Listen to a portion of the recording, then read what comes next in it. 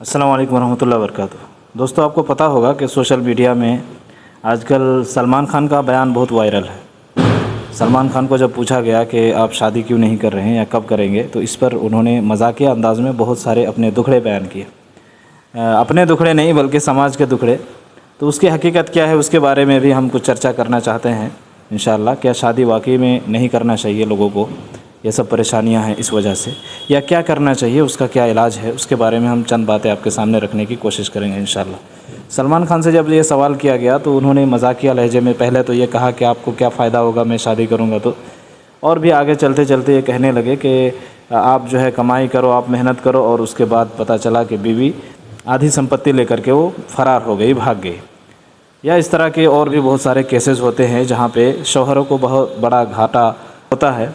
सलमान खान ने समाज के अंदर चल रही एक बहुत बड़ी बुराई की तरफ इशारा किया और शादी ना करने का एक कारण गोया के बताया। हालांकि ये कारण कोई एक्सेप्टेबल कारण नहीं है, क्योंकि इस तरह के तो बहुत सारे हादसे वाक़े होते रहते हैं।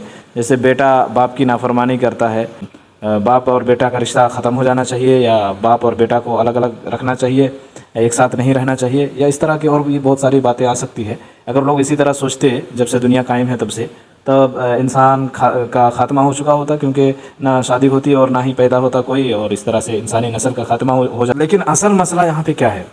यहाँ पे असल मसला यह है कि फेमिनिज़म का इतना ज़ोर है कि औरत मर्दों के ऊपर चढ़ के बैठ गई है। अभी सच पूछे तो यही है।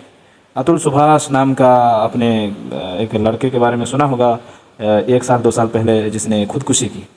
उसको किस तरह से सताया गया, ये एक बस एक उदाहरण है, एक मिसाल है। वरना इस तरह समाज में बहुत सारे लोग हैं जो पिस रहे हैं। केस ठोक देती है और उसी का पलड़ा भारी होता है, चाहे उसकी गलती, शौहर की गलती, पति की गलती हो या ना हो, पलड़ा जो है औरत का ही भारी रहता है। ये ढकी छुपी बात नहीं है, हर कोई जानता है। अब ये सिस्टम की खराबी है या शादी की खराबी है, दोनों का आपको सही से गौर फिक्र करना चाहिए।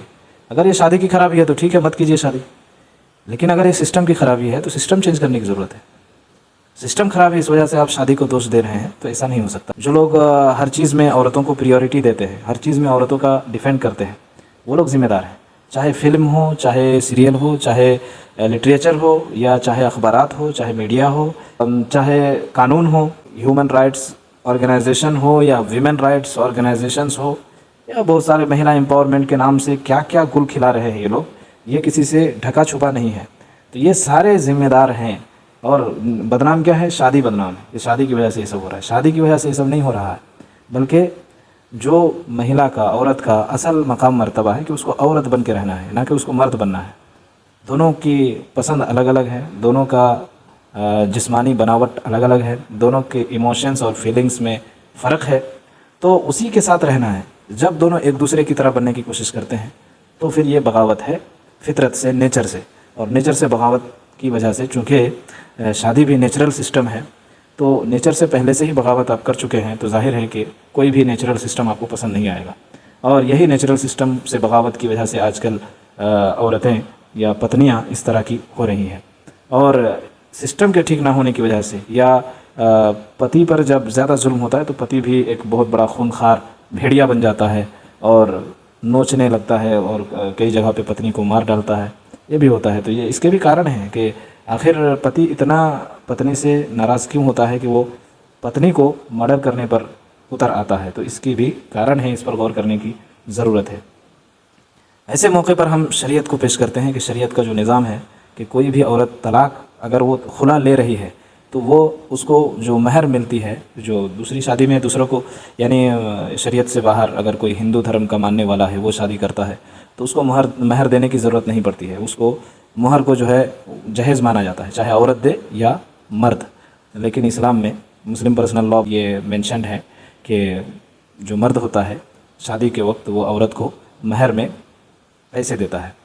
तो ये सेफ्टी के लिए होता है, सिक्योरिटी जिसको कहते हैं। जैसे कॉन्ट्रैक्ट में, कोई भी कॉन्ट्रैक्ट करते हैं तो उसमें सिक्योरिटी होती है, तो उसी तरह ये भी एक कॉन्ट्रैक्ट है तो इसमें भी सिक्योरिटी होती है। तो अब अगर मर्द तलाक देता है तो उसे वो महर, चाहे वो 50,000 दे रहा है या 60,000 महर दे रहा है, तो उस महर में से उसको कुछ नहीं मिलता है, बल्कि औरत रख लेती है अपने पास। लेकिन अगर औरत तलाक मांग रही है, यानी खुला ले रही है, तो फिर औरत को वापस महर के पैसे लौटाने पड़ रहे हैं।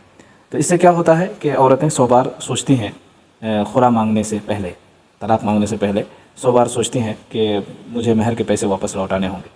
और अगर ये निज़ाम, ये सिस्टम नहीं होता तो क्या होता कि जिसको पैसा कमाने का शौक़ होता वो शादी कर लेती, 50-60 हज़ार ऐंठ लेती महर के नाम पर, उसके बाद फिर तलाक ले लेती, फिर दूसरे से शादी, फिर महर ले लेती, फिर तीसरे से शादी। इस तरह वो कमाई का ज़रिया बना देती। तो इस तरह ना करके इस्लाम ने ये सिस्टम दिया है। तो इससे क्या है, रिश्ते में मजबूती आती है, सेफ्टी भी होती है औरत के लिए कि उसके पास अगर पति कहीं छोड़ दे तो उसके पास इतना रुपया होता है कि कुछ दिनों तक वो भरण पोषण अपना कर सकती है। इसी तरह इस्लाम में ये सिस्टम है कि कन्यादान नहीं होता है, बल्कि बेटी बेटी ही रहती है, चाहे शादी हो जाए। अगर उसका पति मर जाता है या उसको तलाक दे देता है तो अब बाप की वापस जिम्मेदारी लौट आती है। अब बाप पर ज़रूरी है कि वो उसका खर्चा उठाए, उसका भरण पोषण करे, उसकी हिफाजत करे, उसको सिक्योरिटी दे, उसको घर दे।